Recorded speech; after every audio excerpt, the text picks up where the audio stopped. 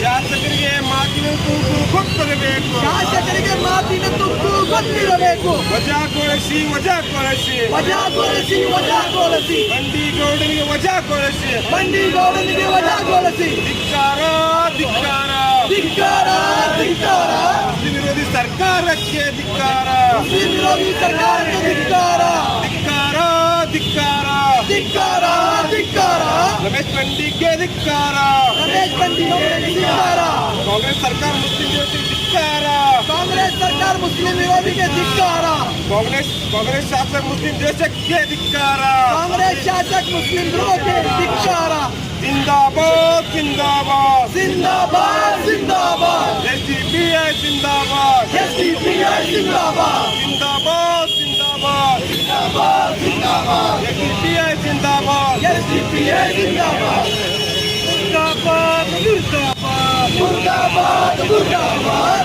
रमेश गौड़ा मुर्दाबाद रमेश गौड़ा मुर्दाबाद बर्खास्त करो बर्खास्त करो बर्खास्त करो रमेश गौड़ा को बर्खास्त रमेश गौड़ा को बर्खास्त करो निकाल फेंको निकाल फेंको निकाल फेंको निकाल फेंको असेंबली से निकाल फेंको असेंबली से निकाल फेंको निकाल फेंको निकाल फेंको निकाल फेंको निकाल फेंको असेंबली से निकाल ऑडियो वीडियो दोनों भी के वीडियो होता है निकाल ऑडियो वीडियो दोनों भी के वीडियो होता है वीडियो बंद करो बंद करो नफरत की सियासत नफरत की सियासत बंद करो थोड़ा सा हमें बात करें सारा उसमें जो वोटर की इज्जत करे असेंबली में उसको कोई हक नहीं असेंबली में उसको कोई हक नहीं जिंदाबाद जिंदाबाद जिंदाबाद जिंदाबाद एसडीपीआई जिंदाबाद एसडीपीआई जिंदाबाद जब हरा लाल लहराएगा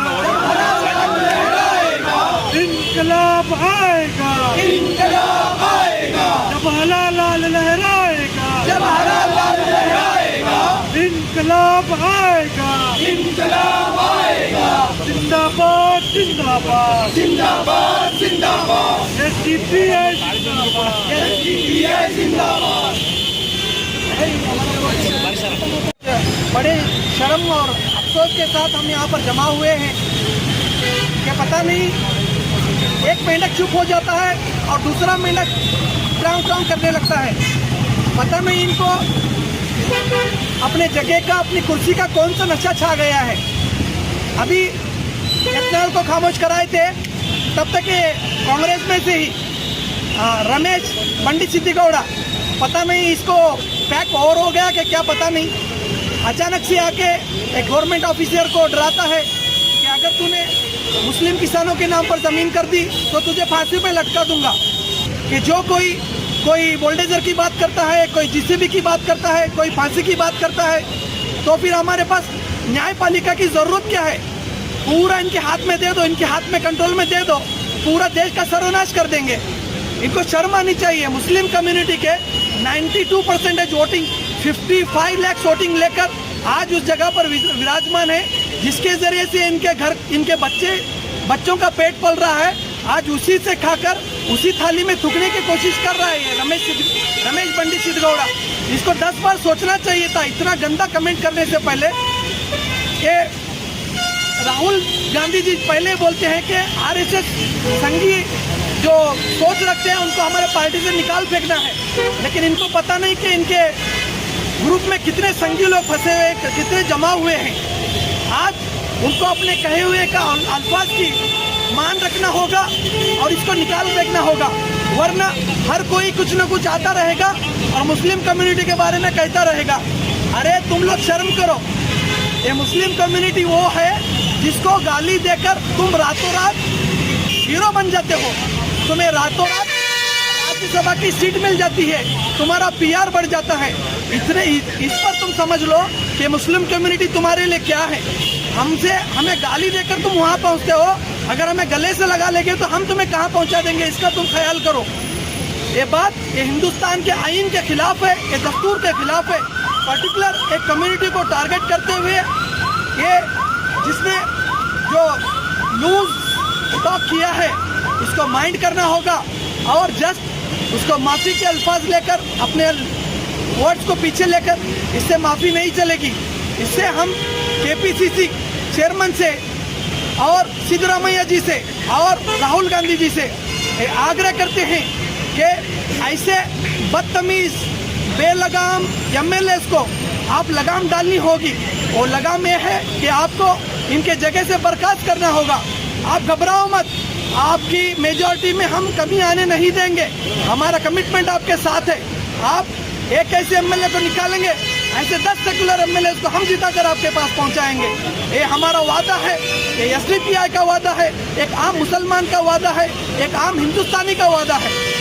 तो आज सिद्धरामैया जी को ये सोचना पड़ेगा, ये दुश्मन बीजेपी के या संघी पड़ाव में नहीं है, दुश्मन आपके खेमे में मौजूद है। आपको पहले इनसे निपटना होगा, फिर जाकर आपको सामने वालों से फाइट करना होगा, वरना घर का बेटी लंका डाहे, आस्तीन का सांप जिस तरह आप पाल रहे हैं वो आपको लेकर डूबेगा।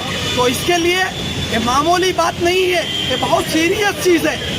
इसके लिए हम आग्रह करते हैं, 2 बार आग्रह करता हूँ, 3 बार आग्रह करता हूँ, 100 बार आग्रह करता हूँ, 1000 बार आग्रह करता हूँ। अगर आप लोग इस चीज़ को आज रेक्टिफाई नहीं करेंगे तो आपके कश्ती में बहुत सारे छेद पड़ जाएंगे, जिससे आपकी कश्ती डूब जाएगी।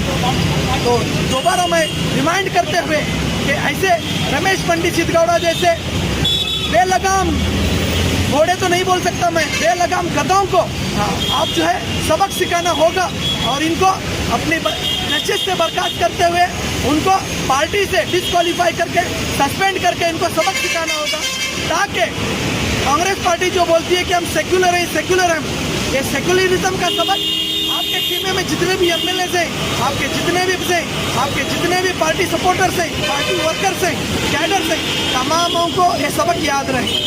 अगर इस तरह से आप नहीं करेंगे तो आपके हाथ में, आपके कोर्ट में जो गेंद है वो चली जाएगी, फिर आपके जगह दूसरा रिप्रेजेंटेटिव, दूसरा अल्टरनेट आवाम ढूंढेगी। जब आप अपने सर को मलेंगे, सर को हाथ रखेंगे तो कुछ फायदा नहीं होगा। तब के लिए अब पछता है क्या हो, जब चुड़िया चक्की सारा खेत जब बोलेंगे तो तब कुछ भी फायदा नहीं होगा। अभी भी वक्त है, सिद्धरामैया जी, राहुल जी, आप लोगों को इस चीज़ पर ज़्यादा से ज़्यादा गौर फिक्र करके एक अच्छा सबक उसको सिखाना है, ताकि कोई अपनी जुबान दराजी ना करे। ये कहकर मैं मेरे अल्फाज को ख़त्म करता हूँ और दोबारा मैं रिक्वेस्ट करता हूँ कि इस सीरियस इशू पे गौर करना होगा। अगर इसका इस्तीफा लेकर इसको डिस्क्वालीफाई नहीं किया गया तो असेंबली लेवल तक, ब्रांच लेवल तक, हर तालुका लेवल तक हम एक एहतजाज करेंगे, जिससे गवर्नमेंट पर दबाव डालेंगे और गवर्नमेंट को खुद सरेंडर होकर उसको सबक सिखाना पड़ेगा। इससे पहले हम आपको सबक सिखाएं और खुद उसको सबक सिखाने की फिक्र करें।